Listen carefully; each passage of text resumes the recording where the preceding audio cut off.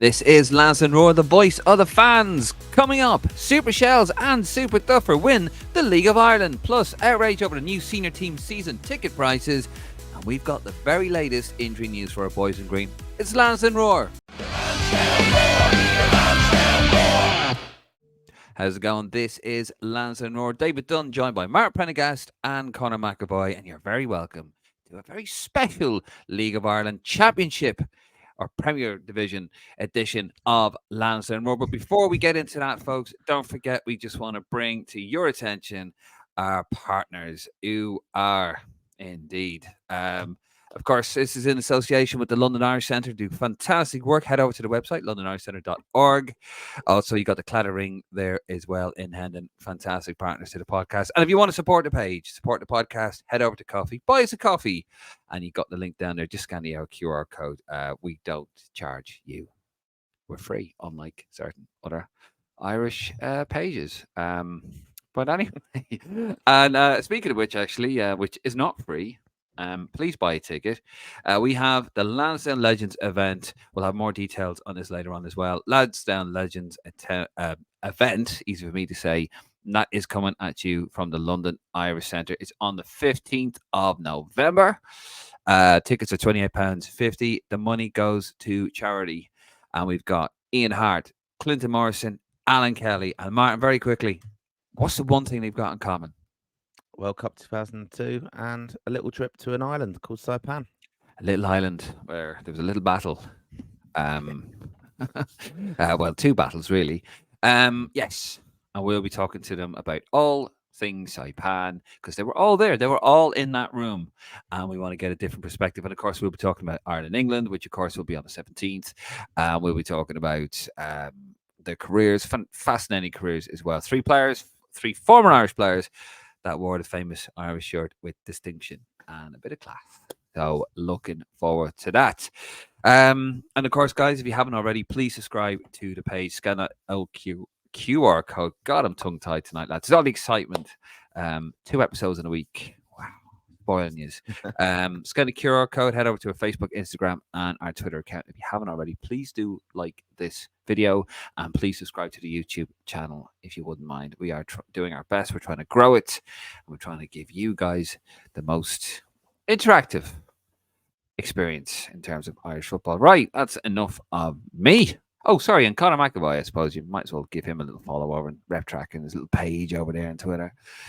Doing God's work, looking after the green shoots of Irish football, the current team and the future players.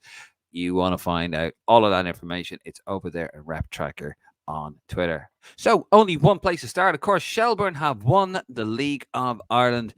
There they are. They're up in the Brandywell in Derry. Fantastic achievement. They won 1-0. It was looking, Conor, you watched the game. I know you did as well, Martin, I think. Conor, it looked like it was going to Tala. Of course, Shamrock Rovers won 2-1 in their game. But Shelbourne, last-minute winner. Tell us about it. Yeah, it was brilliant. I absolutely loved it. Now, the League of Ireland all season has been, well, last couple of years has really been an up, but this season it seems to just have gone to another level between just the excitement, the fact that it's gone down to the final day and 5 minutes before the end, Shelbourne get a winner to do it. Like, I don't know if you've seen the highlights, but the Shels should have got a penalty in the second half. Mark Connolly tripped. I can't remember who it was. I don't know if it was, I think it was Sean Boyd. I can't remember, but tripped him in the box, and Shels got a penalty, and it made you were thinking to yourself at that stage, nothing's going to go Shels' way. Ever since Will Jarvis and Gavin Malloy left halfway through the season, they kind of went in a downward spiral a bit. Well, they were still top of the league, but to where they were at that stage, and I was thinking once that penalty wasn't given, I thought it's not going to be Shels' night. Rovers are going to do 5 in a row, but it was great to see that Shels, just for the sake of the League of Ireland for the long run, because I think it would have hit Duff and it would have hit Shels as a club hard not winning the title this year. Because when you look at next year, like, Pats seem to be a real force, and if I've had to bet my house on something, it'd be on Pats winning the league next year, and Rovers will come good again. So I'm delighted this year of all years for what Shels are and what they've done. They deservingly won the title. Yeah, I saw that. Obviously, Martin, they have the two. They have a replica league title, the Premier League, Yeah. and the kind of if it goes down to the last day, not that you'd know about that being a United fan, and basically, well, basically they had the old League of Ireland. Correct me if I'm wrong, Connor. They had the old League of Ireland trophy in Tala, didn't they? Yeah. That was last used in 2006, ironically, when Shelbourne actually last won the League of Ireland title. I saw this on Dan McDonald's Twitter, by the way, so I've got to give credit there. And of course, I suppose out of courtesy, because they were top going into it, the proper trophy was actually in the Brandywell up in Derry, where Shelbourne got to lift it, Martin. Now, I mean, really fantastic story, isn't it? Damien, Brilliant story. Yeah. I mean, look, Twitter's been alive with it all day today. The build up to this, it was front page of the Sun. Well, I know we don't want to mention that paper, but it was.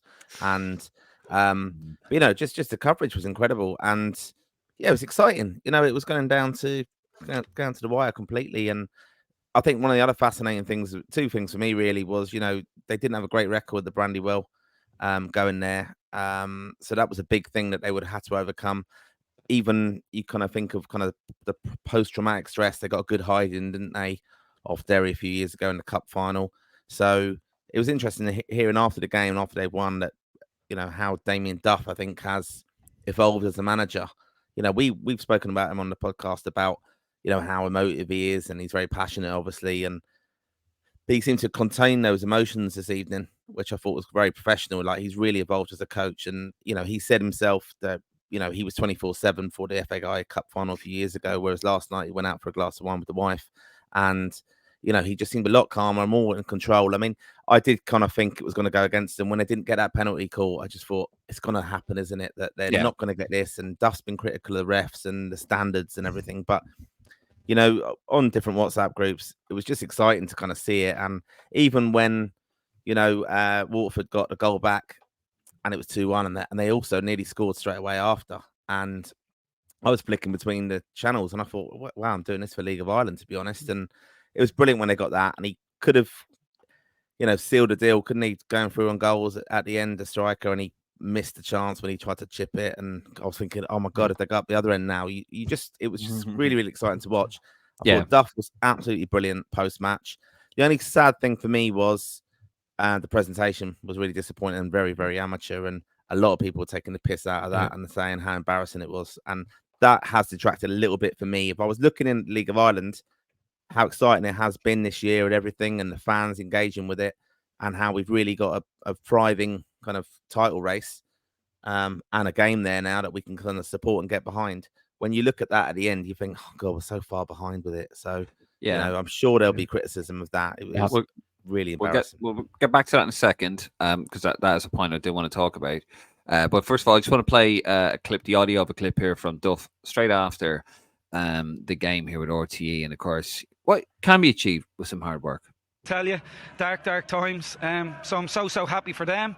But the biggest, I guess, message there is tonight, it's not for my players, they deserve it. The fans, Stewie, people around club deserve it. But it's for kids all around Ireland, all around the world, because we've always been told since they got here 3 years ago, you're not good enough, you'll never win at them, you're this, you're that.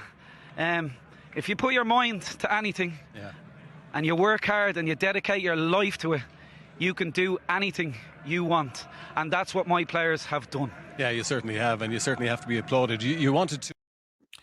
You could do anything you want if you work hard enough for it. A fantastic message there from Shelbourne manager, now League of Ireland Premier League champion. Conor, Martin touched on there that he felt that I haven't seen it, the trophy presentation, that was a bit amateurish. Did you?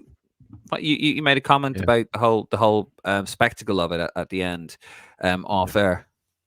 The fact it was in the Brandywell, it doesn't help, because the Astros it's not a sightseeing thing you'd want to go look at. If you went to football grounds in Ireland, you wouldn't say I'd love to go see the Brandywell, because the Astro does ruin it. But to be fair, RTE done a good job of doing the best they could with RTE. I thought tonight were absolutely excellent.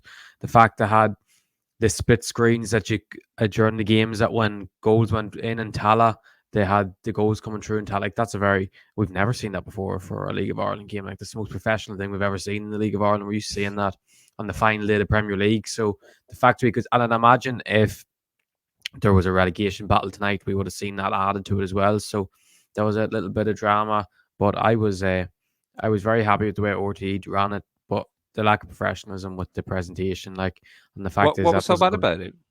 Just the fact that Paul Cook was just standing there, just standing there, like, and they had to get Mark Coyle was handing out the medals to his own teammates. Like, it just wasn't right. Jesus. But like, you could imagine Sean Gannon tonight won his 11th League of Ireland title, which is absolutely mental when you think of it.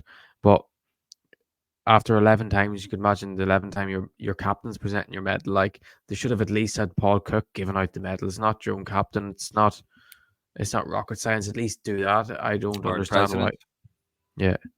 But yeah, it just it was just embarrassing, basically, and we'll go on to obviously talk about the FAI in later on in the pod a bit more about the lack of engagement in a sense, but it was just that. I mean, this was a big deal tonight, and the presentation was like, I've had people say you wouldn't see it at a junior final. Like, it was just, the trophies sitting there. You had a few kind of FAI bods in the background who we kind of would find familiar, and I know do a great job with it, but it was just nothing, like it probably comes down to money as well, maybe it's we're expecting. I don't know. I don't think we are expecting too much. You can have a placard with the champions. I know they had that in the photo there that you just showed, but they should have a little bit more about it. I know they were the away team as well, but they brought him along. Paul Cook didn't he was getting pied off basically by some people, like not even shaking his hand because they didn't really know who he was. There was no kind of authority to it. It was just very, very amateurish. Just to jump in there, Brendy, there was a report released the other day that the League of Ireland brings in 164 million to the Irish economy, and if you can tell me that budget restrictions is the reason why tonight's presentation didn't look professional, it's just a lie. Like it doesn't cost that much just to make it look a slight bit more professional. Planning, isn't it? Like, and there was on the pre-match they were saying that there was they had a rehearsal before the game of the presentation, and surely I don't know what they did badly that they couldn't have realised themselves when they were doing it before the game. We need to change it up here. Get Paul Cook giving out the medals, not the team's captain. I think one of the things I'd say with it, maybe that went against them, and I think they will argue. I mean, if it was me and I'm thinking I want to get criticised for this, I think what they would say is small fan base were there. They had come over the hoardings and come onto the pitch and things, and it was trying to control that crowd. Then they thought, God, we've got to get on with this. They would have been up against time constraints with TV to actually get that presentation in time, because you could see Joe McGlue, who's head of security at the FAI, he was there going over to Duffer saying, can you come and do this now, and all that stuff. And the press are obviously all over it. So it was interesting to see it, but it just, it was like it kind of detracted from the moment. And I know they handed out all their champions shirts and things like that. So they were, they were obviously optimistic of getting a result, and fair play to them overall. I mean, I don't want that to detract from their amazing achievement, but it just, sadly, I think for me, even like looking in, I'm not a massive fan of it. I just don't have the time to follow it that much, but I obviously follow it from Connor's fantastic coverage on Twitter, but get that in there for you. But no, in all honesty, I think in a sense, it will still be seen as we've said before. John Delaney said it famously. It is a problem child for the FAI. Yeah. Well, I think I'm going to wrap this up and move it on, but I think the League of Ireland has massive potential. I think they just need somebody to come in there. I've said this for years since I started doing this podcast with you guys, and beyond. Is they need to go around. They need to sex it up. They have to sex up the League of Ireland. Bright lights, at the end, streamers, anything. But of course, as you said, Martin, there's obviously infrastructural constraints. There's no proper security, probably. There's no way to kind of keep fans in. There's no space really to do a proper trophy presentation, and I don't think any of the grounds, other than the Aviva, really has a space for you to go up to lift a trophy. It's all done on the pitch and all that. I'd imagine Tala. I think does Tala. I was thinking maybe Tala. Kind of doesn't have a presentation thing, though. It doesn't, but it does. You could have seen it. It's a better stadium, isn't it, Tala? So you could have got away it's with it. most I mean, modern. the only thing we have to remember about this, it's going to get loads of coverage. That Damien Duff was successful as a Chelsea player, Champions League player, played under Mourinho, and he's now going to win a title as a manager in Ireland, and it's going to do a massive boost for the game in Ireland. And that's, I think, As something he to said, celebrate. Last as he word in the said, corner. as he said, it's his greatest achievement as in football is winning the League of Ireland. I think next season the League of Ireland is going to go to another. I think I'm expecting to boom even more next year. I can't wait for the start of next season. Yeah, no, fantastic, brilliant season. I think the three man like next year now you're gonna have Stephen Kenny's gonna have a full run. Of course, they made Europe tonight with a 2-0 win. He's Stephen gonna win Bradley could do very close to a fifth in a row, and of course Damien Duff, the Premier League champion or the Premier Division champion, the League of Ireland. Fantastic stuff, and we cannot wait for next season. Right, lads, we're going to move it on. We're gonna stick with all Irish football and very close to home, literally, and that's the new season ticket package. Here we go. This is a bit of branding I got from the website. More than a season. Renew your 2025 season tickets. Earn loyalty supporter scheme points for priority access to World Cup 2026 and Euro 2028. I don't know. Did he mean the actual tournament itself, or did he mean qualifiers? Tournament. Well, that is pretty optimistic, and I see there's little asterisks. Yeah, terms and conditions apply. Yeah, we need to qualify. So basically, this has gone down as well as you'd imagine, and outrage. Really, I mean, I was getting peppered by. Obviously, there was a lot of chatter in the writers group. There was a lot of chatter, obviously, from friends of mine, other proper friends, Martin, that I have season tickets. People must think I hate. I don't. I like Martin. Martin's okay. Just all right. But yeah, and they were absolutely incensed by this. Another association incensed by this is the Irish Football Supporters Partnership, the IFSP. This is a statement, so bear with me, guys. This is a statement here. And then, Martin, I'm going to get you to talk to me a little bit. You are a tickets man, and I want you to talk us through this. What's new? What's different? There's loyalty points and everything involved. Here we go. So this is what the IFSP have to say about it. They said they're extremely disappointed with the MNT season ticket price increases announced by the FAI this week. When consulted by the association, we have repeatedly stated our opposition to any price rises. During the consultation process, it became increasingly clear to us that the association was determined to press ahead with increases regardless of our objections. Not only has a price increase now been confirmed, but season ticket holders renewing this week are required to pay 50% of the cost upfront with the next 4 weeks. Within the next 4 weeks, without any idea which teams Ireland will play next year. This is unreasonable, not only because of the time of year and the economic situation, but we still have 2 games to play in November with further significant expenses to afford for those attending. We're also disappointed with the details of the new point system for major tournaments, with season points for attending home games being double that awarded for away games. We strongly argue that, at the very least, the same points should be awarded regardless of a game being home or away. But again, our collective view was ignored. We have been advised that the current away ticket allocation system remains unchanged. But we strongly urge that the allocation system is revisited in advance of merging any new home and away point system with a comprehensive consultation process to outline the most transparent and fairest way forward. Additionally, the FAI have sought to force all supporters to purchase season tickets through their chosen platform, Ticketmaster, as individuals rather than through clubs or others who have managed multiple tickets on singles accounts.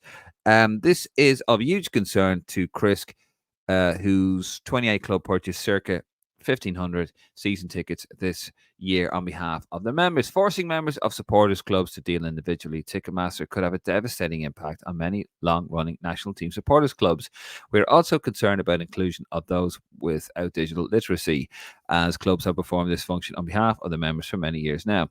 And the last few bits here, folks. Sorry if you're still with me. We recognise that the FAI faces a need to rebalance finances following years of mismanagement. However, It is not appropriate to place this burden on supporters who are the lifeblood of the game. Ireland has one of the most consistent attendances in men's international football, and accessible pricing is a critical factor, especially at a time when all of us are faced by significant and continuing cost of living increases in every day. Given these developments, our constituent groups, will continue to seek the views of their members and any supporters impacted by the increases and changes before meeting again to consider our further response and next steps. Martin, you are the ticket maestro. You are also the president, Lord Master, and Rear Admiral of Risk London, and you normally deal with all the tickets. So, what does this mean? I'm the club chairman of Risk London, Dave. Our president's Liam Brady. Good friend of mine. Chippy. What does it mean? Yeah, look, this is something that we're very proud members of CRISC. So this press release has been issued in kind of our name as well, as partners with them. Yeah, it's very disappointing. This just to kind of explain to a lot of Republic of Ireland football fans, we do liaise with the FAI and we kind of try and offer guidance. And in the past, even back under the John Delaney regime, we were very influential in benefiting all Ireland fans. Yeah, so even the away scheme, how that was put together, that was a very important thing. That obviously, to be fair and transparent with everybody, we went to the FAI and we spoke to them and said, this is how we do it as a club. I know that we did that for a fact from Risk London. And so this is something that they did take on board back then, and just new FAI a little bit. I think what you're finding is it's just different people, perhaps business people, not really understanding football and how emotive it is and how supporters clubs work and also the fan base works. It's been very disappointing. No real consultation on this. We've argued things with them in the past and said, look, this is not going to work. We said the free game package, the trio deal, was not going to work. It was proven right. I think they do need to listen more to supporters clubs. What's it going to mean, Dave? It will mean that, for example, as a supporters club, we've got over 110, 120 season tickets at Risk London. I sort out all the administration of those. So, yeah, they're allocated to individuals within our club who confirm to me and pay to me, the club, their season tickets. I will do the allocation to them via our club Ticketmaster account. What is going to happen now is individuals will be tagged against those tickets, and if in future, everyone will do their own administration of their ticket and buy it directly from the FAI. There won't be a necessity for a supporters club, basically. And where Risk London's impacted is probably not as much as some of the other clubs. Some of the other clubs exist and they just buy 40 season tickets and they allocate as per games, but they've committed to 40 and then they'll sell within. Whereas our club, Risk London, we've got 120 odd. And I know individuals who are allocated them, and we will sell on if someone can't go, or whatever. So that's how that works. So the people now who've got 40 season tickets, you're going to have to allocate them to specific people within their club. That's not going to work. You're going to have, with the price increases, you're going to have the kids one, especially the family deal has gone up like I think to €600. It's gone over like 100 more than that than what it was last time, and so that's going to stop families going now. They're just not going to, and you're going to lose like a four people going to games now. You're definitely going to have a massive drop off here, and it's very disappointing that they just haven't listened. It would be the end of some supporters clubs without a doubt, because there's no reason for them to exist. And the disappointing thing for me probably is, we've celebrated 40 years of Risk London this year. David Carell was over there as the interim CEO at that time. Done a great speech, and to be fair, I'll be totally honest, he's been brilliant with our supporters club coming over. Paul Cook was there as well, but they recognise, they say they recognise that supporters clubs are the lifeblood of the association and things like that, and fans are, how important we are. But then this business decision's been made, and you just think you don't get us at all, really. And I know that's not David Carell and Paul Cook making that decision, and it's obviously the board. I hope it is run through the board, but they've got to listen. They've got to engage with supporters, because otherwise you will have a half empty Aviva. And the fact as well, Dave, what they've said, and you read there.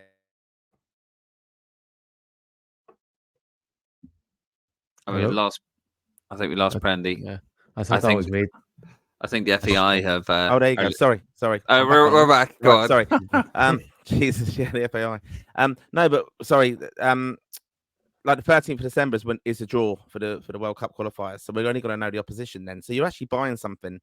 You don't know if you can go to those games because we don't know when the fixtures will be.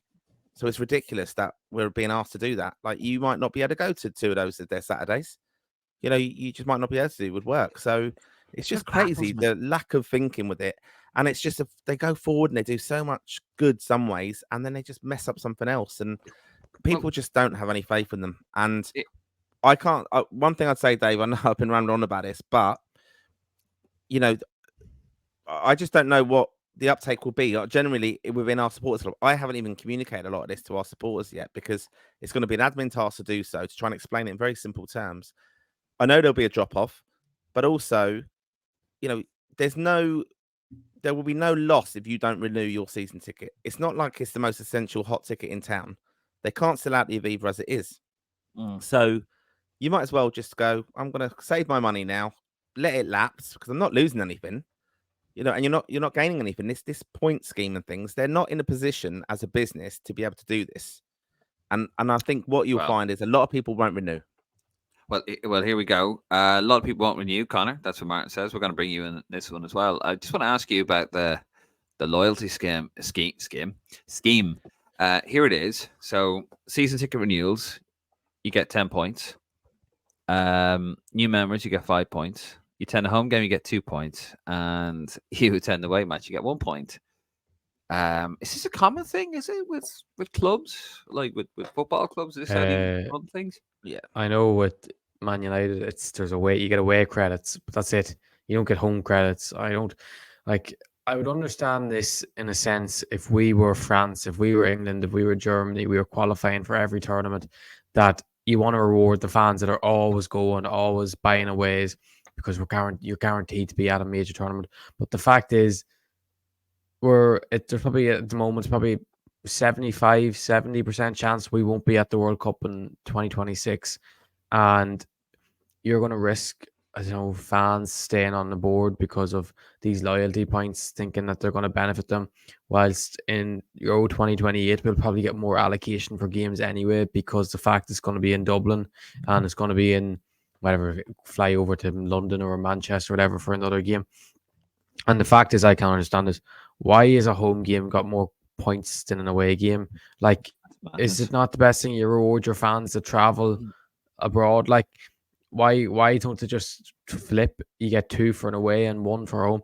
Is it because the fact is that they don't make a penny from an away game? It goes to the other organization. But like, I don't know. Like, it's like I could just imagine you go after, say, you renew your season ticket now. We go playing in the way. You check your thing.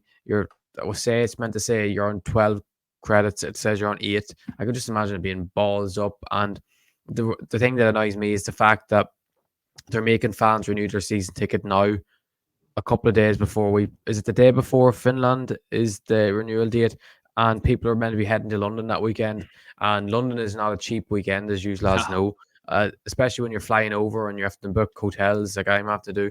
Like, it's just mental. The fact, could they not hold it off even another week or two? They are going to extend it.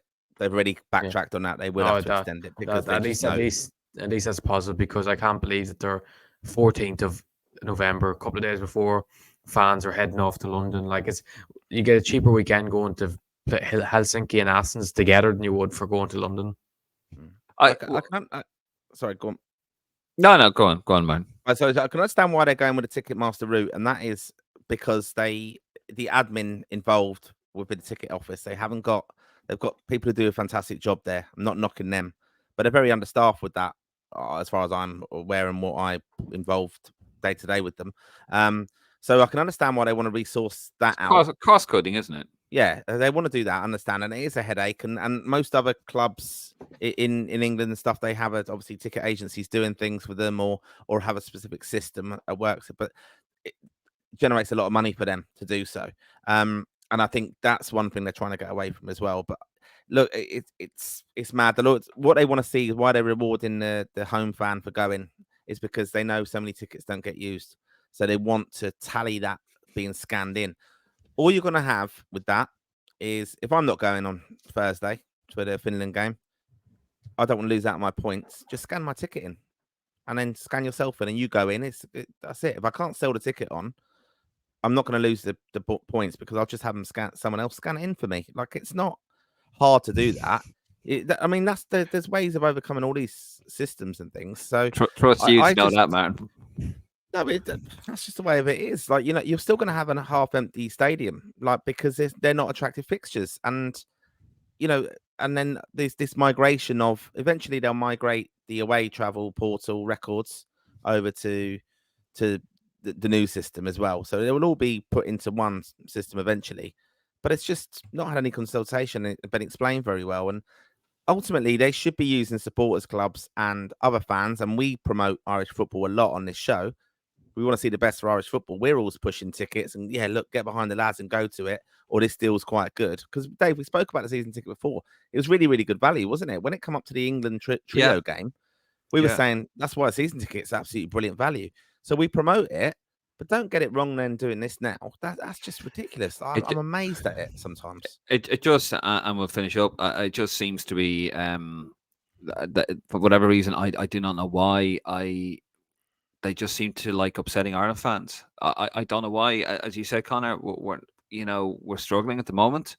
It's not as if we're going back to like 2002 or the Jack Charlton era. When we were the hottest ticket in town, you couldn't get a ticket anywhere. This, we are really struggling. And football now, the national team is being overtaken by the League of Ireland. Front page of a particular newspaper. I won't mention the name. That's why I didn't share it on the Facebook page. It's been overtaken now. They will probably get more for the League of Ireland for the FAI Cup final than he will for the Finland game. Bums and seats, and they're just upsetting the fans. I don't understand. You got the Gastori kit deal. It's a pile of shite. The deal maybe is not a pile of shite. I'm sure the deal is very good for the FAI, and I understand that. But the kit's a pile of shite. The state of Gastori, sorry, but like there's videos out there, the worst thing you've ever seen. Just some of the stuff is baffling. The merchandise, the experience, the fan experience when you go there to the Viva, Lansdowne Road. And they just like to upset. The fans are your customers. You got to keep your customers happy, and don't poke the bear. But anyway, it's a strange one. We'll see what happens. We'll see what the effect is, and I'm really hoping. I really hope it doesn't mean the end for supporters clubs, because supporters clubs are great. They're a great community outlet as well. They're great when you see all the Irish, like you see all the when you go abroad. You see all the Ireland, the supporters clubs kind of sitting together. Like it's a little community. All the different clubs from all around, and then the CRISC have sort of even further galvanized that. The Confederation of Irish Supporters Clubs. So I think it's. Can I just come on to one other thing, Dave? On it, we'll just on this just this loyalty thing of tickets for the Euros and World Cup and stuff. Let's be honest. 4.5 was it Wembley? We've got 5,500. Yeah, that's for Wembley. That's across the water. How many fans are Ireland expecting to qualify for? Oh no. What the caveat for me saying this though? How many can afford it really to go to America? I know we'll go because we don't qualify for a lot of World Cups, and that will be the big thing. It'll be a little bit like 1990 again. You'll be in the credit union or wherever, getting your loans to go, right? But they're banking on thinking, oh well, it's essential. Like, there'll be no problem getting tickets for them World Cups in them games. They don't.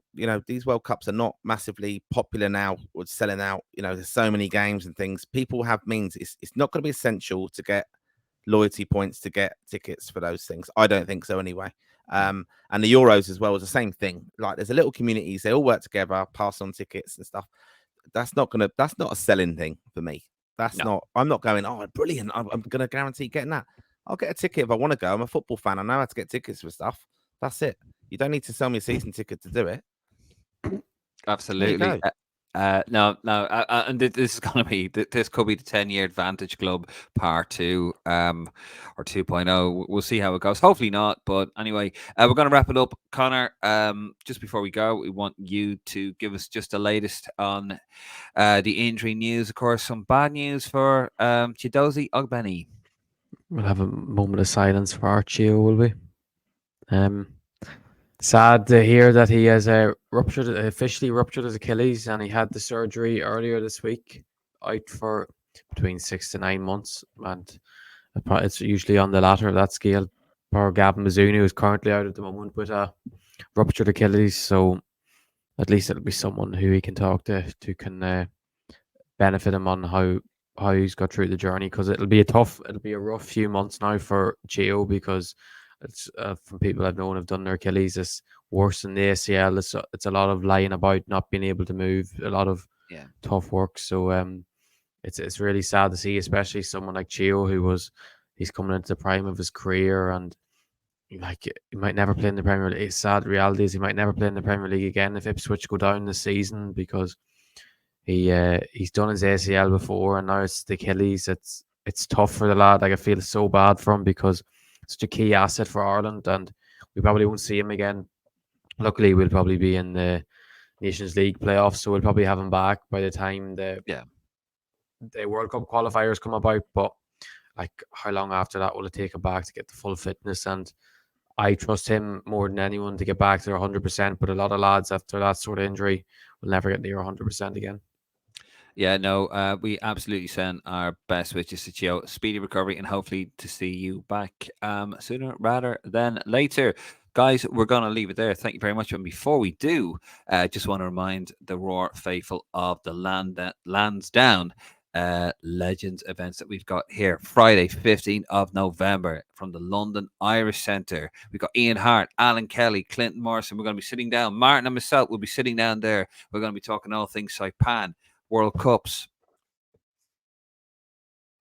the England-Ireland game. Tickets for that are available on the website, londonirishcentre.org. Of course, we will have the link for that in our description here below. If you can't make it, look, tickets are $28.50. You might say, oh, that's a bit much. It's for charity.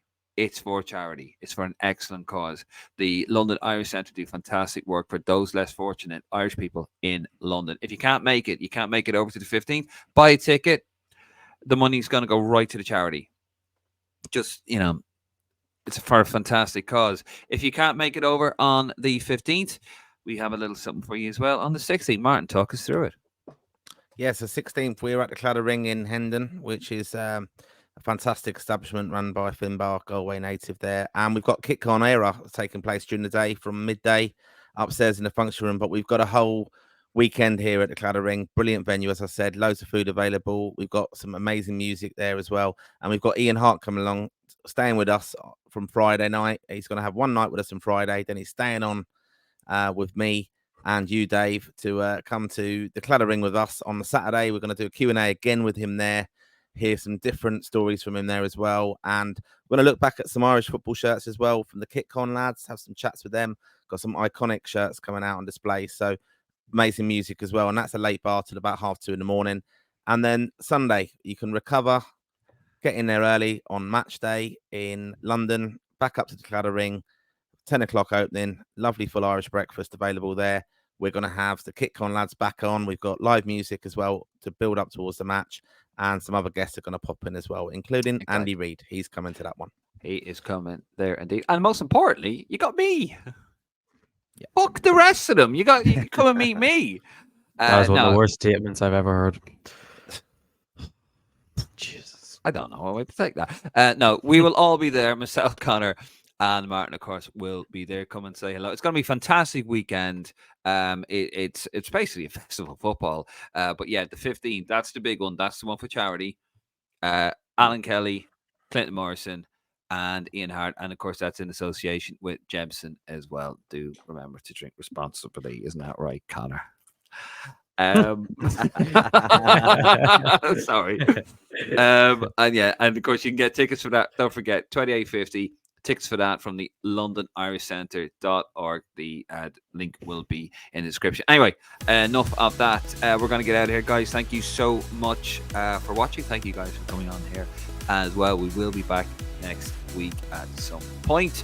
If you haven't already, subscribe to the page, scan that QR code, head over to our Facebook, Instagram, and our Twitter accounts. Head over to lansdowneroar.ie for opinion. If you haven't already, please like and subscribe to the YouTube channel, and please like the video. It does help. And of course, Connor is doing God's work over a Rep Tracker on Twitter. That is Rep Tracker over on Twitter. If you want to find out the latest of the current crop of Irish players and the future green shoots and all that magical stuff going on over there. Anyway, I'm David Dunn. He's Martin Prendergast. And of course, that is Conor McAvoy down there. And we are out of here. Good night. God bless. And come on, you boys agree.